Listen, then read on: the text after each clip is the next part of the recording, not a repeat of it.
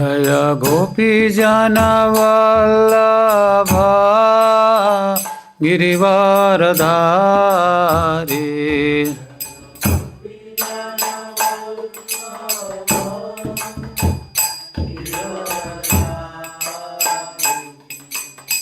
Yashodanandana Brajajana Ranjana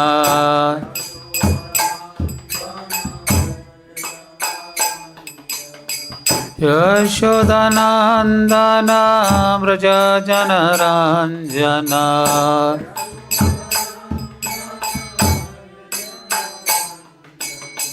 Yamuna Tira Vanachari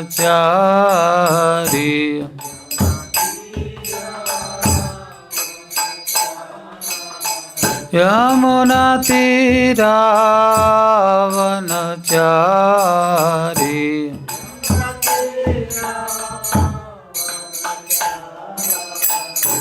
Jaya Radha Madhava Kunja Vihari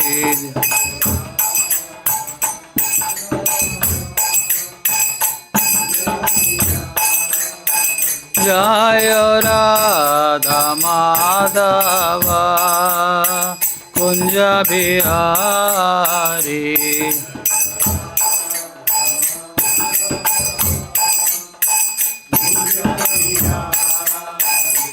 Jaya Gopi Jana Vallabha Girivaradhari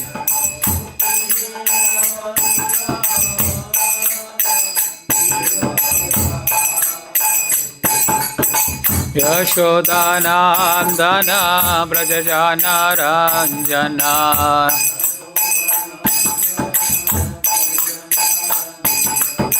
Yashodanandana Brajajana Ranjana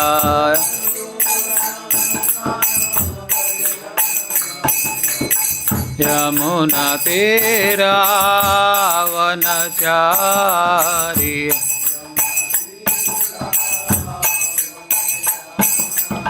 Yamuna Tira Vanachari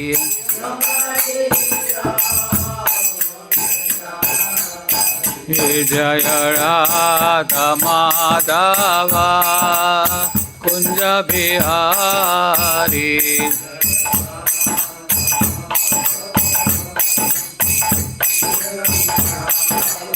Jaya Radha Madhava Kunja Bihari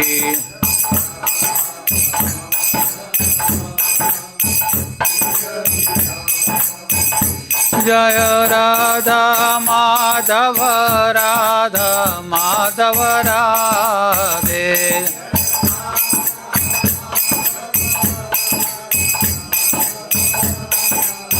Jaya Radha Madhava Radha Madhava Radhe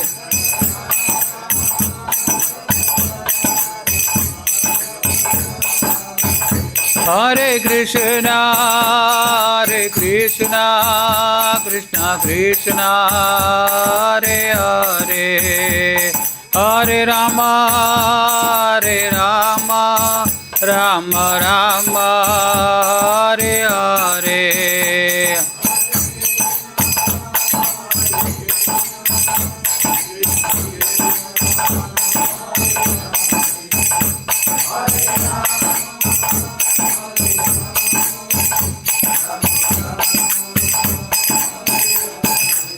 Hare Krishna, Hare Krishna, Krishna Krishna, Hare Hare, Hare Rama, Hare Rama, Rama Rama, Hare Hare.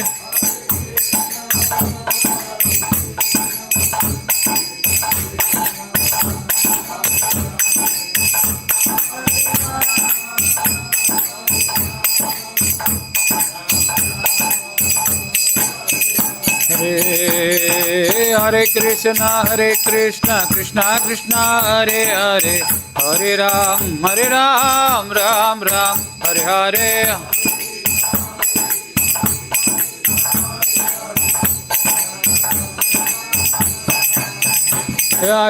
Hare Krishna, Krishna Krishna, Hare Hare, Hare Ram, Ram Ram, Hare Hare.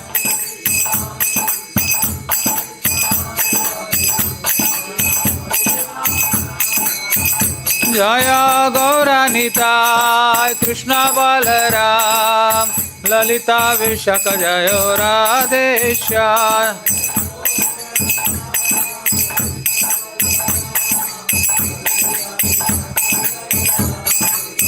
Jaya Jaya Prabhupada, Prabhupada, Prabhupada, Srila Prabhupada.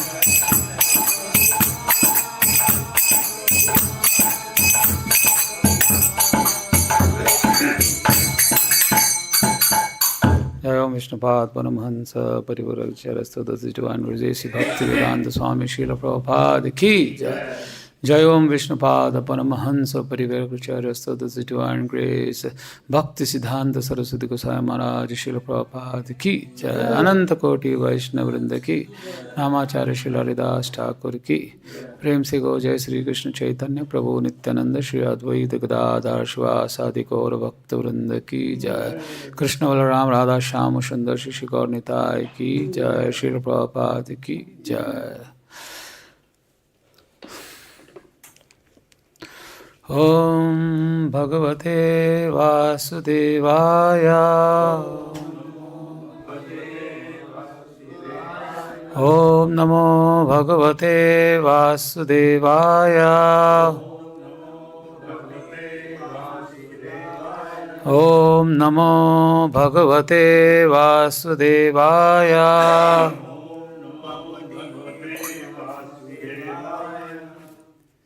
We are reading chapter number 7. We are on chapter number 7, verse 23. Antavat tu phalaṁ teṣāṁ tad bhavati alpa-medhasām devān deva-yajo yānti mad-bhaktā yānti māṁ apī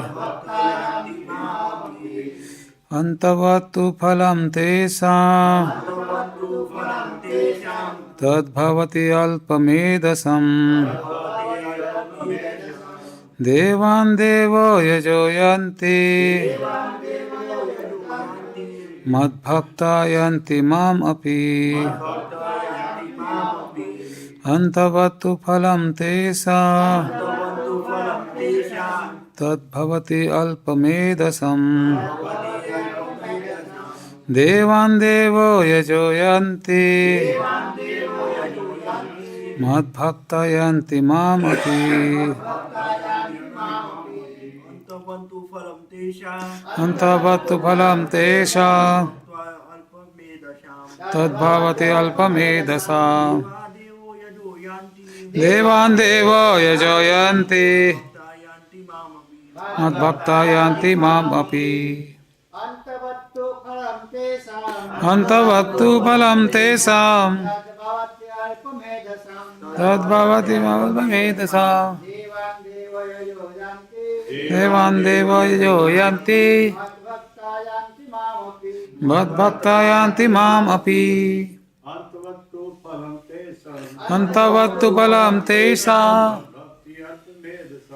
bhakti devān deva mad-bhaktā yānti māṁ apī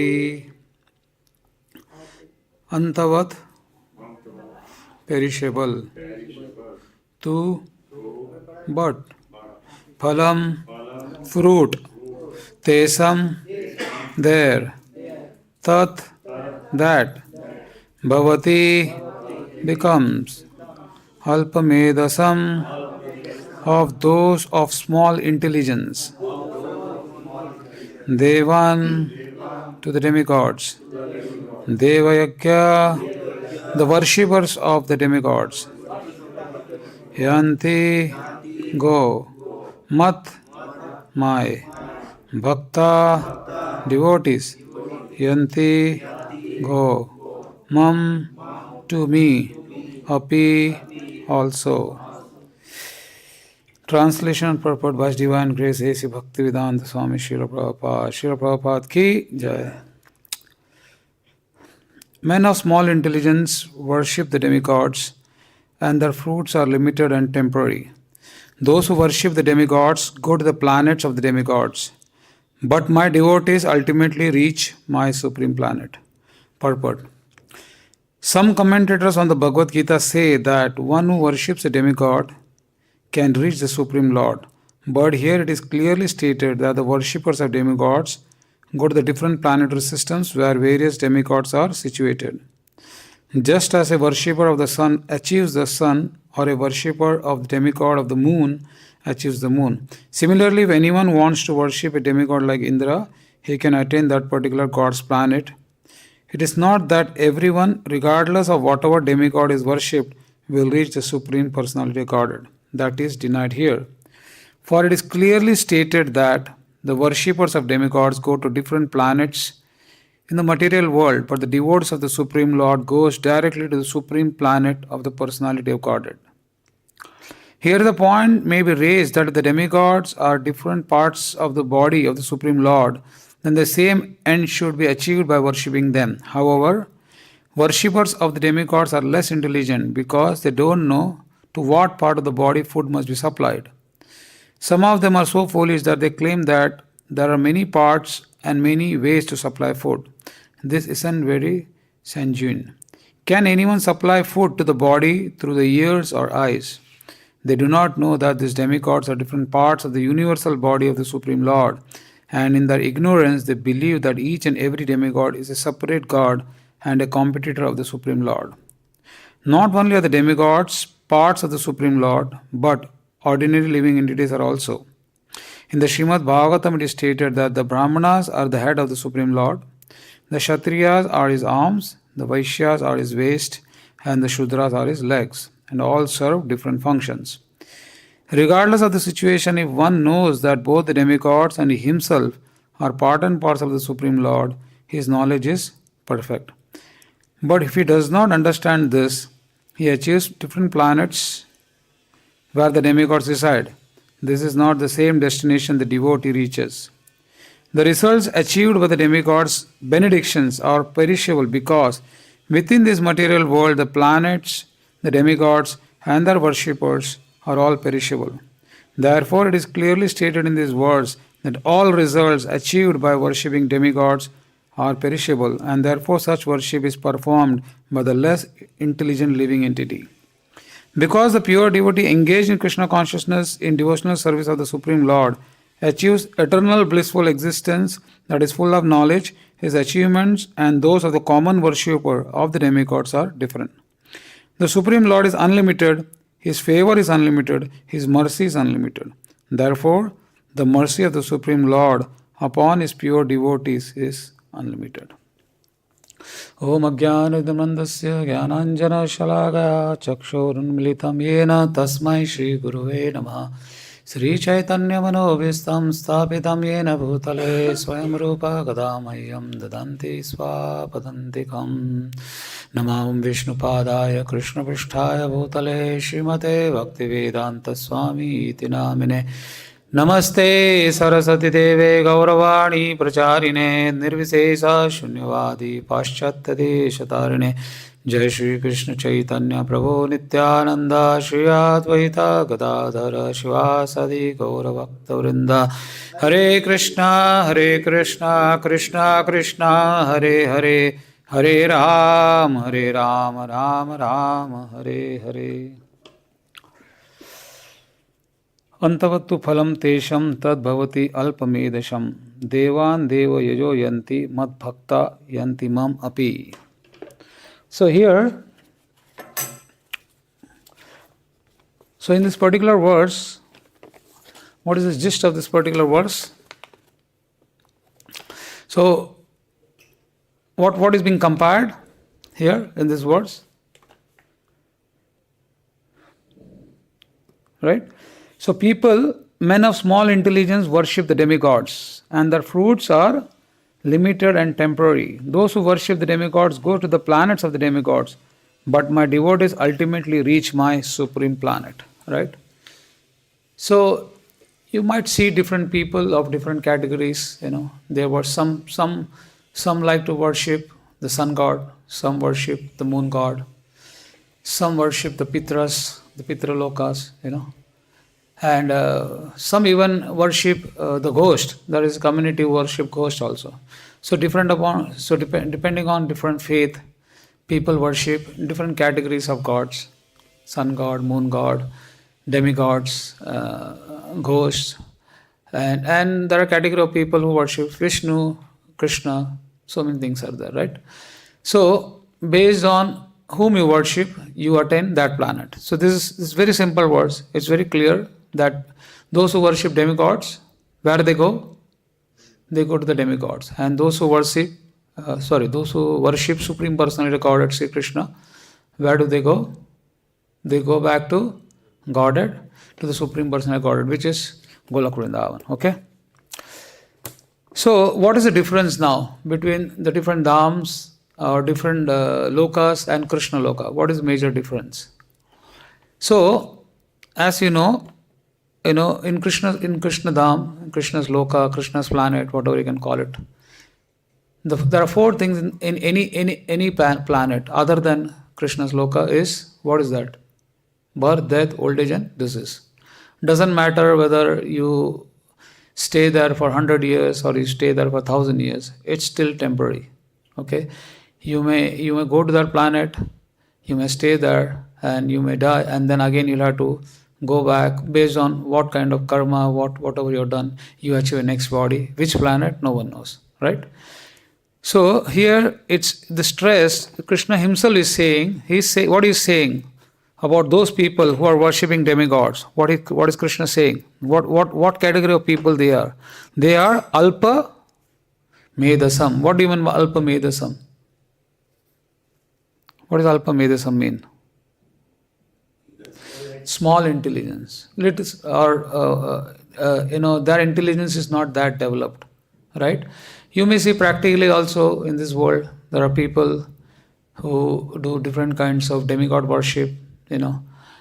Some like to worship Shiva, some likes to worship Ganesh, some likes to worship Durga Devi, some likes to worship even I seen people worshipping, what do you call it as, some saints. So worshipping a saint, considering him as a god is a different thing, but you can still worship a saint as like the way we worship. But some really worship the demigods, and there are very few people who really are surrendered to the Supreme Personality of Godhead and worship them, right? Because based on their faith, they worship these demigods, and they feel, what they do is they also feel that these demigods, they compare this demigod with the Supreme Personality of Godhead, Krishna, and they feel they are all on the same platform, right? So here it is also mentioned the different demigods. Who are the different demigods? If you see Krishna's Virat Roop, right? Anyone who has seen Mahabharata, Krishna shows the Virat Roop. And in the Virat Roop, what he shows? He shows the different demigods, right? Which they are nothing but part and parcel of his body, right? They are different demigods. They are different parts and parcels of Krishna. They all work together for the pleasure of whom? For the pleasure of the Supreme Personality of Godhead. So this world is, by nature, is very temporary. It's Satchit, like it's not Satchit Ananda, what we say, it's Asat, and it's temporary, right? And Krishna is, as eternal living beings, we are all permanent, right? But the world is very temporary. So even one achieves the Swarga Loka, even if he goes there, whatever because of the pious activity, whatever results he get or whatever, because he's performing some action. So when he performs some action, he will get some reaction, right? Because if he's worshipping some demigod and he is very good worshipper of the demigod, he may go to that planet. Or like someone may go to Indra lok, someone may go to Chandra lok or Surya lok or Swarga lok, based on the activity he has done. But even if he goes there, since that is all part of Brahman, it's all temporary in nature, right? In this material world, one may live for 75 years, 80 years, and then he ultimately dies. Similarly, someone may go to the different planetary systems based on the kind of work he has done, and there he may enjoy his life for some time. Maybe the opulences there is much better than what we have it in this world, but still, when he goes there, after a certain period of time, he has to come back again, either to this material world or he may just fall down again to the lower planetary, hellish planets. Okay? So, Krishna is saying that whose intelligence is stolen, who has less intelligence, they worship the demigods. Now, and at the same time, Krishna is saying, my devotees, what is he saying there? My devotees, my bhaktāḥ, they ultimately reach my supreme planet. So, ultimately means what? It's not that you are worshipping Krishna, you will immediately go to his planet. No, it all depends upon whether you attain that level of bhakti. Bhakti, there are gradual process, right? There are 9 different processes. It starts with Shraddha, then it goes to Sadhu Sangha, Bhajana Kriya. Ultimately, it goes to Bhava, love, pure love. So when one is in pure love of Krishna, pure love for the Godhead, where he has no one in his heart, only Krishna. Okay, no attachment for his so-called relatives, so-called friends, so-called family circle. His only focus is Ekai Kuru Nandana. His only focus is Krishna. So ultimately, where he reaches the supreme abode of Krishna. And once he reaches there, he never comes back. That is not temporary in nature. That is full of bliss. You don't have to do anything there. You just enjoy your association with Krishna. You render different services, but that services gives you a lot of pleasure. So ultimately, once you surrender and once you reach that stage, you go back to Krishna Loka, Golok Vrindavan, right?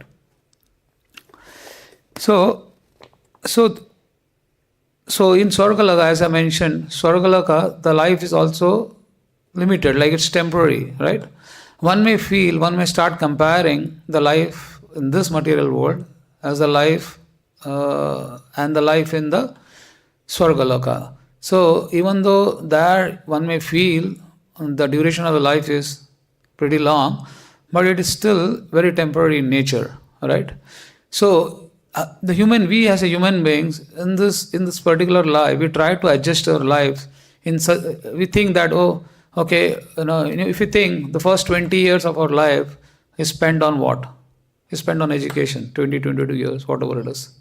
Then you go to work, you work till whatever 58, 60. And then after 60 is what? Retirement. And once you're retired, once you're old, actually no one likes. Everyone feels, he's a burden, or how should I take care of him? It's because material life means there are so many challenges. And ultimately, that person dies, right?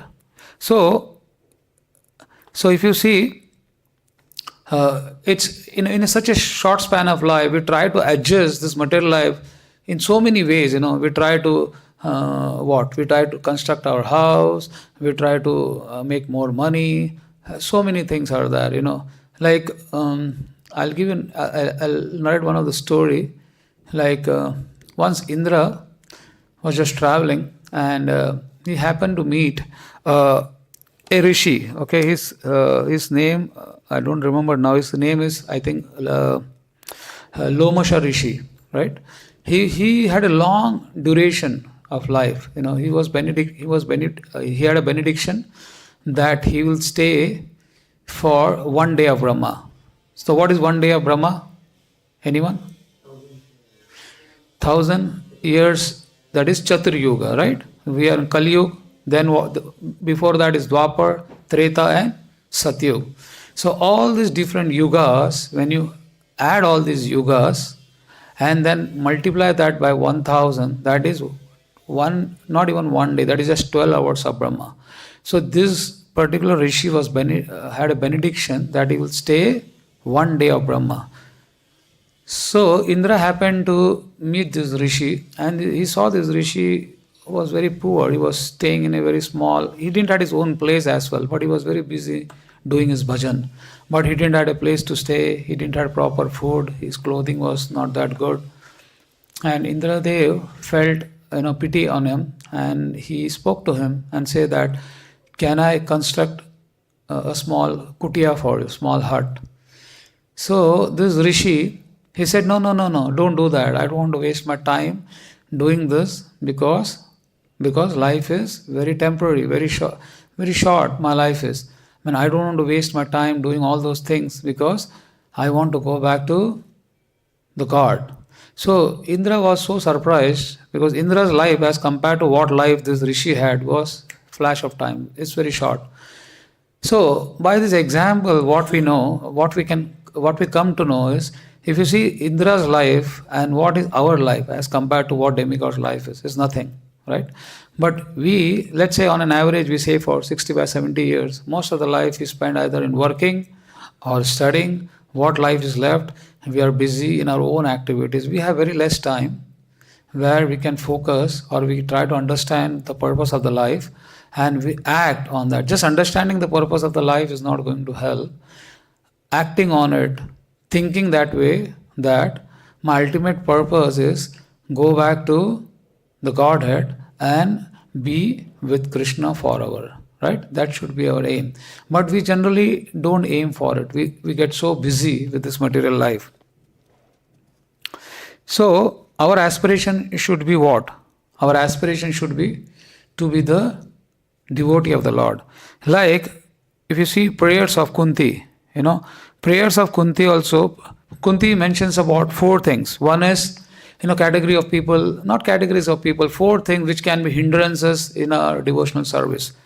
One is janma. Janma is what? High parentage. If someone is born in a very aristocratic family, janma, right? Then is Aishwarya, opulences. Then Shruta, someone is very knowledgeable. He has got good fund of knowledge, like the scientist, right? And one is Shri. What is Shri? Is beauty, right? This can also be hindrances in our devotional service. So, it is mentioned what? Edamana Mada Puman. What does that mean? It means these 4 things can be really hindrances, and such kind of people, or they do not surrender to the Supreme Personality of Godhead. It's very difficult. It's very difficult because in practical you see someone who's very rich, they may feel, why should I surrender to the God? I have got everything. Someone who is beautiful, he or she thinks, I'm the most beautiful person, or I'm the most beautiful girl in this planet. And they generally don't believe in God. They don't go and surrender to the Supreme Personality of Godhead. Rather, they are most of the time they are Gnostic. They don't even believe in demigods, right? So only those akinchana gocharam. What does that mean? Akinchana gocharam. Someone who is kangal. Kangal means jiski jeb mein kuch bhi nahi hai. Who has nothing, no belongings, or who is very poor, who doesn't have much wealth, but he has complete faith in the Supreme Personality of Godhead. So generally, those category of people surrender to the Supreme Personality of Godhead very easily. Gochara. And Krishna is very favorable to them. Alright, Krishna is very favorable because they come to him, who has nothing, who is Gocharam, who is like Akinchan. Akinchan is someone who has nothing, zero, who doesn't have much belongings, who is very poor. He surrenders very easily. Not that other categories of people don't surrender, but generally, who is Akinchan, who has nothing, their mode of surrender is is fast, and then they surrender to the Supreme Personality of Godhead. So such kind of people, for them, it's very easy to surrender to the Supreme Personality of Godhead. So a devotee only aspires to serve the Lord. That should be the mood of a devotee. Like Madhavendra Puri, in one of his prayers, he also says, I'll not go to the sloka, but he says that, generally as Brahmins, it's mandatory for us to do Sandhya Vandam, right? We do Sandhya Vandam thrice a day, right? morning, afternoon, and the evening. Right? Usually people do 6, 12, 6, whatever principle they follow. So he says, Madhendra Prabhu in one of his prayers, he prays actually to the Gayatri Devi. He asks for forgiveness. He asks for forgiveness even to the Snana Devi. Right? He asks for forgiveness to the Pitras, to the Devas. And he asks for forgiveness. He says that I am not qualified to perform all this kind of rituals. Because he says he is so much attracted or attached to Yadunandana Yadava. Who is Yadunandan? Krishna. Who has killed the Kamsa Deva, who killed Kamsa, right? So he says, O Lord, in my prayers 3 times a day, all glory to you. Bathing, I offer my obeisances unto you, O demigods, O forefathers. Please excuse me for my inability to offer you my respects. Now wherever I sit, I can remember the great descendant of Yadu dynasty, Krishna, the enemy of Kamsa, and thereby I can free myself from all sinful bondage. I think this is sufficient for me. Okay? So who is saying this? Madhendra Puri, who is a very exalted personality. So the what he wants to say is, we may perform all those things. We may perform, we may do Gayatri, we may perform all the other sacrifices.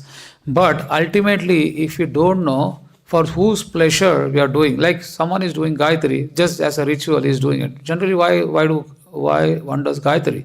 So that it can uplift him in spiritual life. That is the whole purpose of Gayatri. Or someone who is a pujari who wants to do deity worship, they generally get Brahman Diksha. But usually Brahmins means they get this thread. One of the reasons is to uplift themselves in their spiritual life. But until and unless we don't know the purpose of the rituals, just doing it for namesake is not really going to help us. But at the same time, we should not imitate. That is very, very important. As I said, just because Madhendra Puri has mentioned that just by full surrender to the lotus feet of Krishna, you don't have to do all those things. That is not for us. Someone who is at that stage, someone who's at the stage of bhava, right? But for us, we are all doing Vaidhi Bhakti. So in Vaidhi Bhakti, what we generally do is we take a systematic approach, right? Which, as I mentioned, it starts with Shraddha, then Sadhu Sangha, Bhajana Kriya, Anartha Nivritti, Nishtha, Ruchi, Asakti, and then Bhava. So once we come to the stage of Bhava, like if you see our Acharyas, they were all at that stage. But to set an example, even Krishna, to set an example, he taught us what is etiquettes, how should one follow systematically the process, right? Krishna, when he was personally there on this planet, he was following all the rituals, all the processes systematically just to teach us a lesson, right? Because he was performing a pastime here as a human being, though he didn't have to do all those things, but still he performed all these activities to show us a normal person, a normal grahastha, normal person, how one has to lead his life and gradually, elevate himself to the platform of Krishna consciousness. So basically, we as individuals, we are all part and parcel of Krishna. As I mentioned, different demigods are also different bodies, Krishna's body and different parts of his bodies, they are nothing but they are all different demigods performing some specific activity. So, with different parts and parcels of body, what we generally do, like when we want to nourish our body, what we do? If you want to nourish our body, what we do? We eat food. Where we put the food? We put the food in the mouth, right? We don't put food in our ears. Or if the ear says that, okay, if I decide, okay, let me put my food in the ear, is it going to work? No. Or if the hand says, why should I give the food to the mouth? I will eat it. Or start pressing the food. Is it going to work? No. Similarly as, all the different parts of the body, they cooperate with each other for what? For satisfying the stomach, the belly. So when the belly is satisfied, the entire part of the body gets nourished and we get strength, right? Similarly, people generally misunderstand that different demigods they start comparing the different demigods with that of Krishna. So if in India, typically in India, or if you see, in India only, people worship different demigods. Who are the prominent demigods whom people generally worship? Can anyone tell? One is, Surya Dev. I have seen people worshipping Surya Dev, then Lord Shiva, Lord Ganesh, Durga Devi, and fifth is very prominent is Vishnu, right? People worship Vishnu. We usually see Shivaites or Vaishnavites, okay? So now people start comparing, people feel that worshipping Vishnu is same as worshipping the different demigods, right? People generally do that, They are called as Bhavu Ishwaravadi. They worship, some even go to the extent they worship a leader or a so-called political leader, and they feel, because he has got some power or some position, they are also considered God. In India, every day new God is manufactured, right? So that is also one of the offense, right? There are 10 offenses, and what is the second offense? To consider the name of Brahma or Shiva to be equal to the name of Vishnu or different from him. So they are not different from him because what? They are all part and parcel of the Supreme Personality of Godhead. So when we worship the demigods gives us benediction, but from where is this benediction coming from? It's coming from the Supreme Personality of Godhead. Alright? So comparing the demigods with that of Lord Vishnu or Lord Krishna is one of the biggest offense. It's the biggest offense. It's one of the 10 offenses. The second offense is that. But yes, generally one may ask a question, what is the harm in worshipping the demigod? Is it worshipping the demigod good or respecting the demigod is good? There are two different things. One is worship and one is respecting the demigods. So generally, in ISKCON, or anyone who is a strong follower of Vishnu or Krishna, it's recommended that we don't worship any of the demigods. But at the same time, you don't have to disrespect them. Right?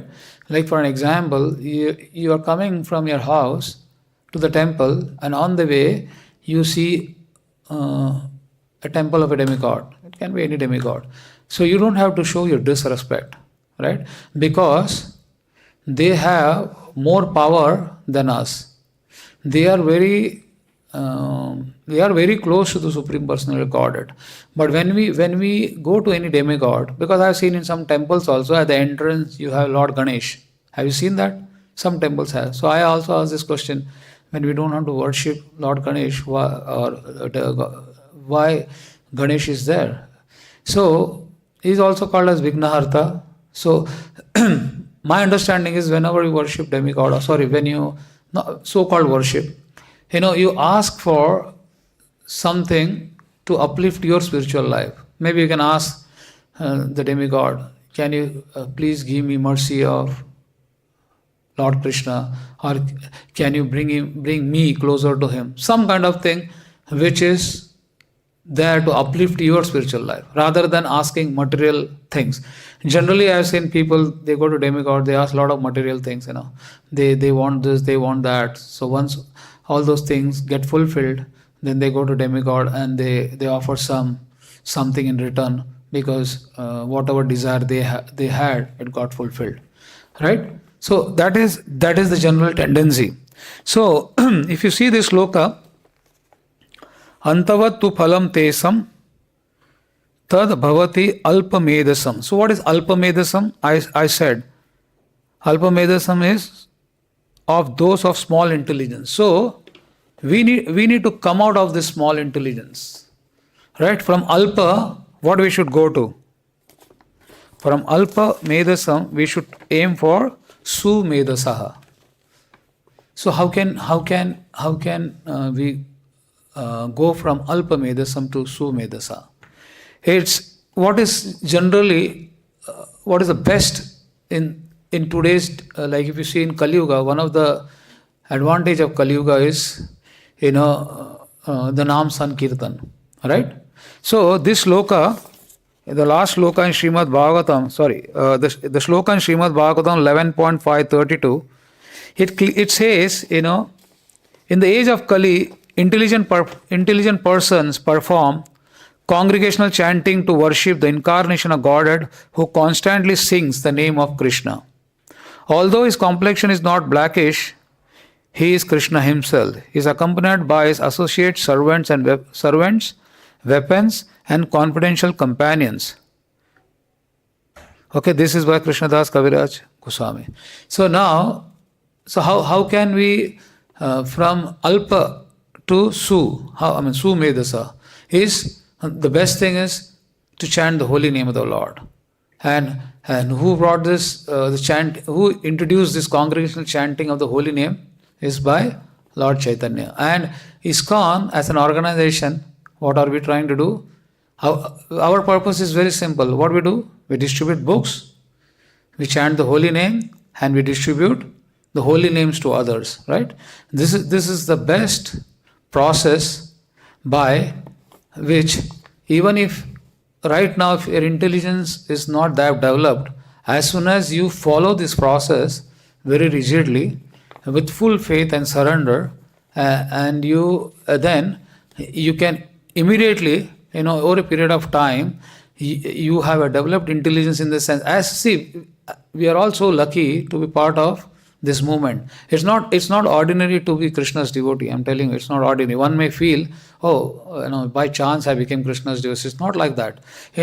So many lives you would have worshipped, so many demigods, so many things you would have done. Ultimately, by the mercy of Guru, Gauranga, and we are somehow connected to this parampara. And our Acharya, His Divine Grace, A.C. Bhaktivedanta Swami Srila Prabhupada, who established this temple, this movement, and the whole purpose of this movement is just to give the name of Krishna, just to distribute the name of Krishna. And what we do is, how do we distribute? By congregational chanting or by distributing books. Some way or the other, the whole purpose is to connect everyone to this movement, so that over a period of time, from developing that Shraddha, then ultimately one in this life or in the next life, because once we start the journey, today or tomorrow, we are all somewhere or the other, by the mercy of Srila Prabhupada and our Gurus and our Acharyas, we will all go back to Godhead. So in a gist, this specific text 23 is for, it's clearly mentions that people with less intelligence, they worship the demigods. People whose intelligence is developed, they worship the Supreme Personality of Godhead. And it's clearly mentioned, the demigod worship is temporary, because, the worshipper is temporary. The demigods are also temporary. Demigod is more like it's a post. Indra is a post, it's not a person, because he is also eternal. It's a post. So, one day Indra has to leave this body, right?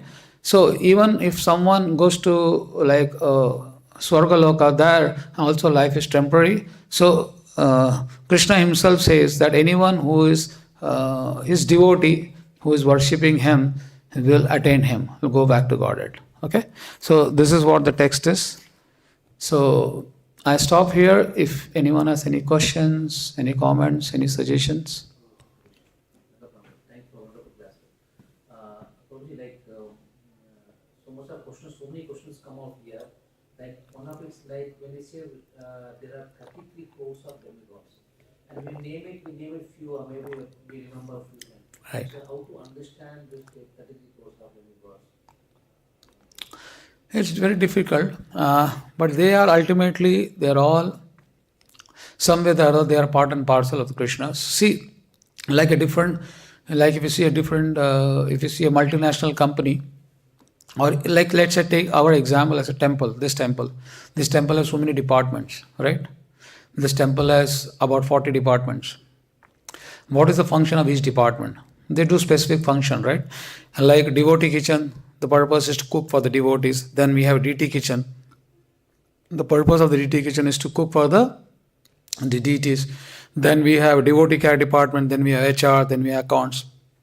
So every department has specific function. So similarly, these different demigods, they have some specific function. Krishna is just delegating all these functions, and they all report back to Krishna. So Krishna is just monitoring them. He doesn't do anything, even doesn't monitor, It just by his will everything is going. Krishna doesn't have to do anything. He just has to think and it will happen. Like if Krishna just wants to kill a demon, he can just think that this demon should get a heart attack and he can die.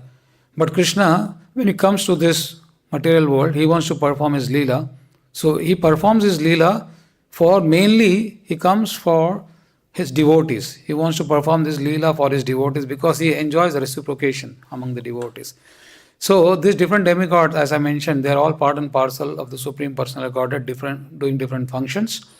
But ultimately, everything, for every small, they have some power, but ultimately all these benedictions come from the Supreme Personality of Godhead. And again, as I mentioned, since the Brahmand is temporary. See, Brahmand is 100 years of Brahma. When Brahma dies, this Brahmand also is dissolved, right? And everything again rests back in the Mahavishnu. And then one fine day there is a creation and everything is created again.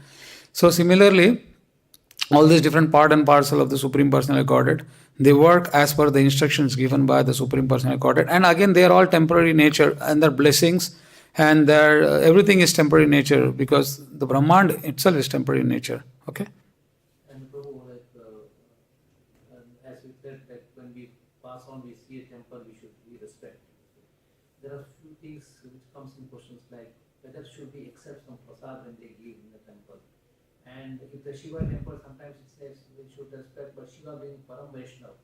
Normally Vaishnava is a number of top 4 position Vaishnava. Right. But people ask like, being Param Vaishnava, you respect so many Vaishnavas, your parampara also many Vaishnavas come. We do respect them, we worship them also sometimes. So is it how to answer them? See, that's what I'm saying. We respect, Prabhupada said that we should even respect an ant, because that ant also has Paramatma, right? So what about the demigods? We have to respect all the demigods. There is no doubt about it. Just not demigods. We have to respect each and every soul, whether it doesn't matter, no. So the way you should tackle is, we respect, but we don't worship them. We respect, because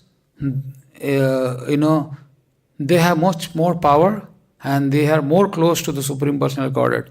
So we respect them. We respect Lord Shiva also. We respect Lord Ganesh. It doesn't matter. We respect everyone. But we don't worship. See, when you talk about prasad, prasad is a term only connected to the Supreme Personality of Godhead. Right. So when we offer something to Krishna as bhoga, and what we get in return is prasad.